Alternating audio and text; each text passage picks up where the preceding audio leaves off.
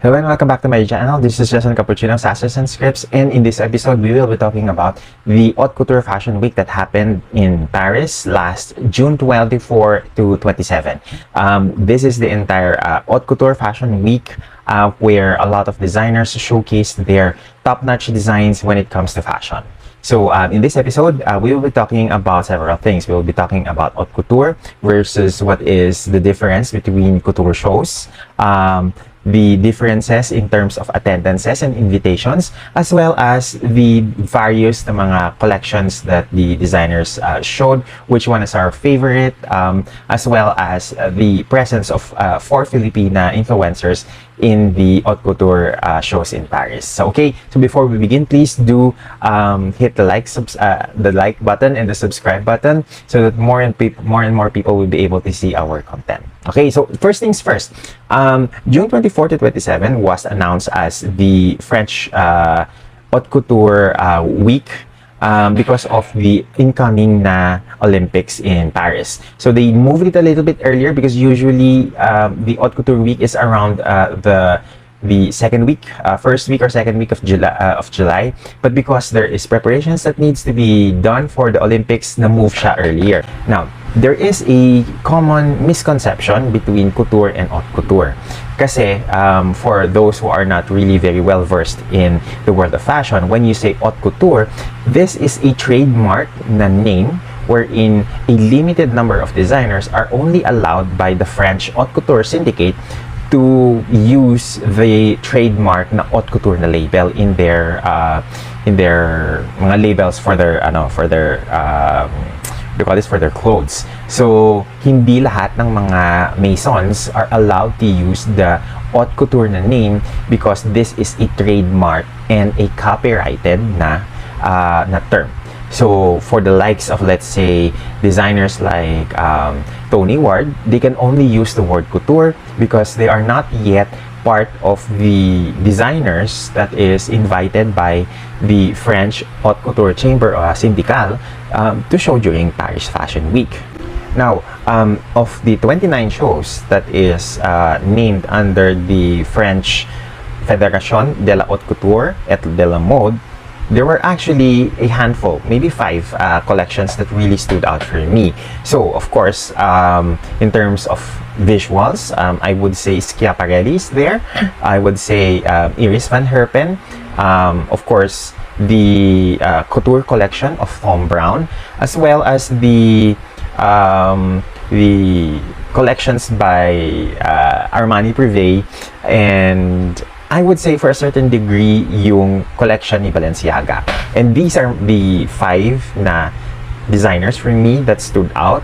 But not every one of them stood out because they were good. Okay, so let's start with the Balenciaga collection by Demna. I think it was a collection of really expensive na mga clothes that really didn't give anything desirable for me in terms of the collection. When I think of Balenciaga, I think of the masters, original masters, Cristobal Balenciaga's work. And this is something that I thought was a collection of really ugly clothes for the collection for Balenciaga this year. So I do hope that next year they can bounce off, the designer can bounce off from a really very unappealing collection, so to speak.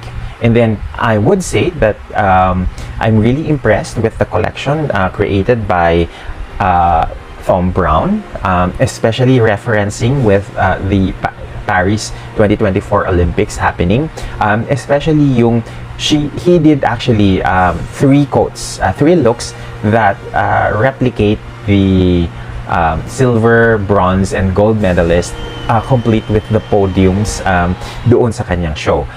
He created lots of looks in toile material, in kacha in our language, and yung paggamit niya showed masterful na way of creating looks using different techniques, using different fabric manipulation and embellishment to really create a very visual and at the same time tactile na textures on the clothes that he made. hindi mawawala doon sa listahan definitely are my top 2 collections. Simply because I think when it comes to the when it comes to the performance, when it comes to the haute couture presentation, I think Iris Van Herpen did really great in her collection. She does very well with her very distinctive na visual language when it comes to her designs, but this time around she presented not a show but rather an art installation where she mounted the models in these really huge blocks of walls with built-in shoes on it, at nakatayo yung mga models doon sa mga shoes na yon, why they are lifted in the air and treated as, you know, works of art. And I think it was a very great way for Iris Van Herpen to segue yung kanyang work in fashion, because she's now launching, you know, art installation as part of her repertoire. I think that the best collection overall in this year's or in this season's collection for fall-winter 2024-2025 is simply that of Schiaparelli. Daniel Roseberry referenced some very old-world couture like works from Elsa Schiaparelli herself, as well as the butterfly na gown by Charles James. Now, for those who are not familiar with Charles James is actually the mentor of another very well-known na designer in the 1980s, and his name is Halston. Now, Halston learned couture techniques from Charles James, albeit yung kanyang way of constructing clothes is on the softer draping side, while Charles James has a very structured na look on it. Quite similar to the way that, you know, Balenciaga would construct his clothes. Now, I think Daniel Roseberry really did a great collection referencing, you know, the works of both Schiaparelli during her time in her house, as well as yung kanyang dress that really looks similar to the butterfly dress by Charles James. Now, in terms of elegance, I think overall this season, walang makakapantay doon sa very soft, clean elegance that Armani Privé showed. And I think that is a conquered market by Giorgio Armani, and that is something that he is going to be a difficult stalwart na patumbahin in terms of the level of glamour. I used to believe that the Karl Lagerfeld collections for Chanel could be a match in terms of the glamour and elegance of the Armani Privé clothes, but now, since that there is no one in the helm of Chanel to take over, I think solong-solo ngayon ni Giorgio Armani yung mga looks na pang red carpet. I think the only other designers that would be close to this level of craftsmanship would be, you know, the clothes by Valentino Garavani himself when he still designed for his fashion house. This season, we don't have Fendi, we don't have Valentino showing in the couture collections this year. Fendi opted out last minute from showing they're supposed to be showing on the last day, on the 27th, for their collection, but they pulled out. And of course, Valentino has recently lost its designer and is still, you know, in the process of building its new collection with Alessandro Michele in the helm. So, hindi pa masyadong hinog siguro yung oras and yung timing that he will be able to have enough ample time to create a couture collection for Valentino. But we're hoping that in the next season, in the next couture season, kompleto na yung mga fashion houses. Now, there are a lot of people who are not familiar with the way invitations work. Okay, for haute couture, attendances are by invitation. So, kung wala kang na-receive na invite, then hindi ka makakapasok sa mga shows. However, there can be guests that can get in through their agents who talks with the PR agencies that handles these shows. So some shows can be very exclusive, while there are shows na mas liberal sila kung magpapasok ng mga guests and invites sa kanilang mga shows.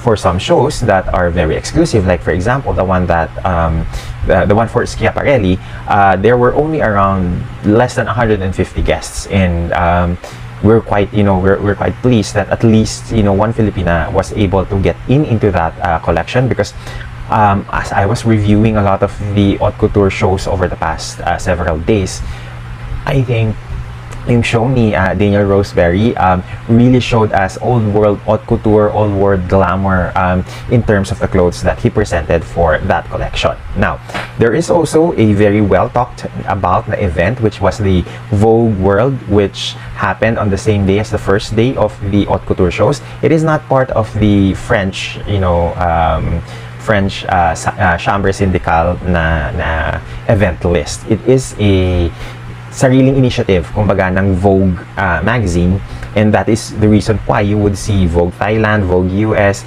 Vogue Philippines, talking and promoting this event. This event is a ticketed event, so you can pay your you can pay your entry towards the event na makapasok sa event, as it showcased a lot of mga designers' work throughout the different decades. I believe Anna Wintour was there together with John Galliano. Okay, so that is also the reason why we've seen a lot of new mga faces in the Paris Couture Week gracing the event. Now, there are 3 additional Filipinas who are able to enter or able to secure invites sa mga haute couture shows this year. Kylie Verzosa was with Tony Ward and Vogue World. Pia was able to get in the shows of Stefan Roland, Elisab, Zuhar Murad, of course, Tony Ward and Dior.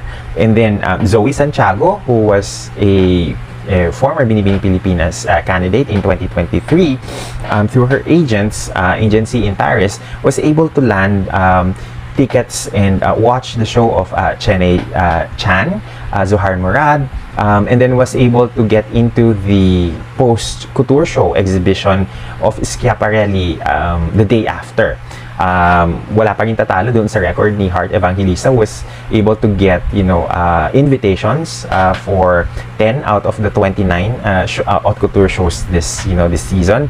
And to think na sa lagi na yon may mga tinanggihan na siyang mga couture shows, unlike in the previous haute couture week. I think she was able to clock in at around 17 or 16 na mga shows. So I'll definitely double check that number. Baka pwedeng more than that pa. So for this season, nagbawas siya ng mga shows na pinuntahan, because the one that I can only remember that she went into were Elisa Ab, Zuhair Murad, she was there also for Giambattista Valley. Ashi's Studio, she was there. Stefano Roland, of course, she was there in the Robert Won na collection. Of course, the Tamara Ralph na show, where she wore a very showstopper na outfit. She was also there. And you have Dior and Schiaparelli. I think overall, this is a good season for mga fashion influencers na galing dito sa Pilipinas, because they were able to go in multiple shows in this season. Now, I would like to commend especially si Kylie Verzosa, because among the girls that I've seen in terms of wardrobe, mas nakikitaan ko si Kylie having a very cohesive na look for her Paris Haute Couture Week. She always has that sex, but at the same time still elegant, still classy na look on her styling. I am very much impressed with the way that she is able to define her personal style, na hindi replica or replication ng style ng ibang mga fashion influencers. So I'm really giving kudos to her team, kung meron man siyang team na dinala for her stint at Fashion Week. So I'm really very much interested with how she develops as a fashion influencer, if she does go towards that direction. So overall, I think the Fashion Week, Haute Couture Fashion Week this season, the entire collections were very impressive, especially those of Stefan Roland. Of course, the five other designers that I mentioned: Armani Privé, Iris Van Herpen, Schiaparelli, and of course Thom Browne. I think if there were a group of designers that I am really quite taken into, yun yung mga designers na tipong gusto kong makita in person yung kanilang mga gawa and to inspect yung kanilang craftsmanship and the way that they put on yung mga clothes together. So I am hoping that for the next na episode natin on the fashion side, we will be talking more about the upcoming na Paris pret-a-porter shows, and makita natin kung sino yung mga influencers that really gave us something to talk about in terms of their content. That's it for this episode, for this video. I hope that before we end this this episode, you hit the like button and share this to your friends so that there's more people who's able to enjoy these kinds of discussions with us. So that's it, and I hope to see you again in our next episode. Bye everyone.